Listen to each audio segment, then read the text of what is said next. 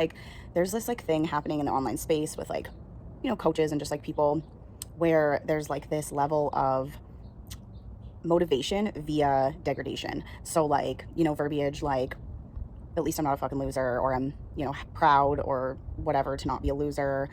I see loser a lot.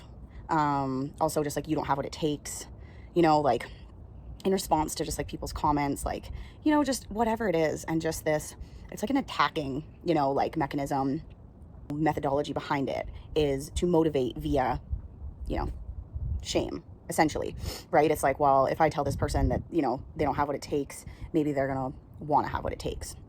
Or maybe there's just a level of like, I feel like I'm better than this person because of XYZ, right?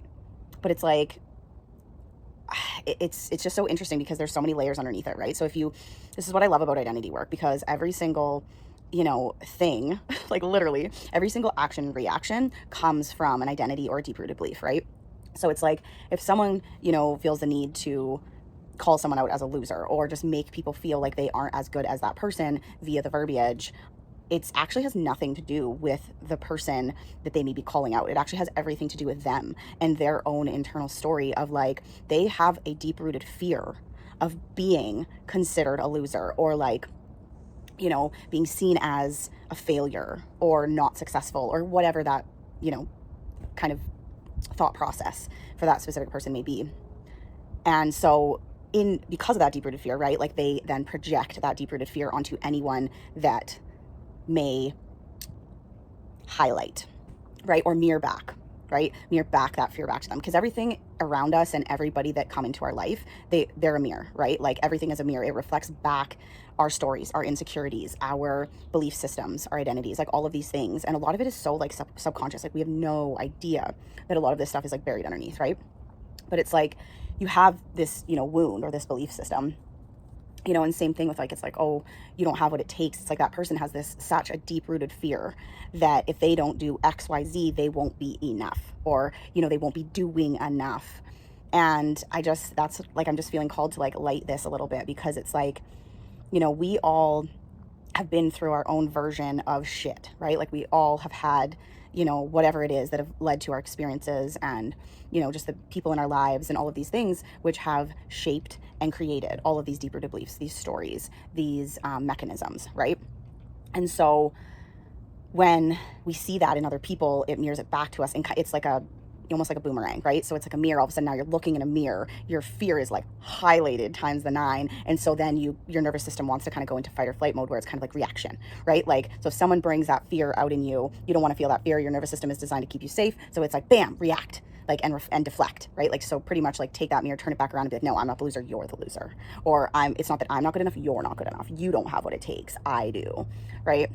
So yeah, it's very interesting, but it allows us the space to, create self-awareness, right? Like, nobody's perfect. We all have, again, experiences and situations and all of these things. And we've all reacted at a time, probably to someone or to something out of a fear-based state, or out of an ego-based nervous system state.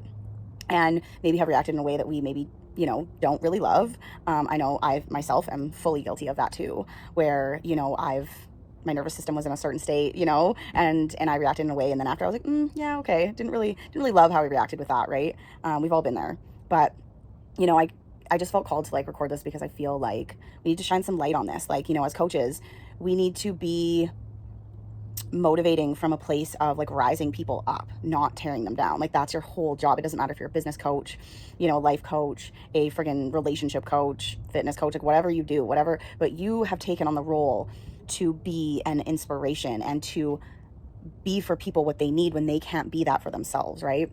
And so I challenge, anyone that watches this video that might be a coach themselves, or even just if you're not a coach, and maybe you just are watching this video and you're like, ooh, I feel like, maybe I have reacted in that way. Like, just like have some self-awareness around that, and let's like check that, right? And let's rewire how we are coming at the situation, So if our goal is to motivate, rise them up to the level that they're capable of, then let's do that from a place of love and inspiration and like motivation, versus like contempt and degradation and belittling and things like that. Because, shame is an interesting thing, and shame can motivate for sure, but typically speaking, like shame, it will only last so long, you know, like motivation that comes from shame, because the person can only feel shame for so long before they go into a freeze state. So that's what will usually happen, is maybe they'll find the motivation from shame, but it comes from an ego-based nervous system state, which is dysregulation.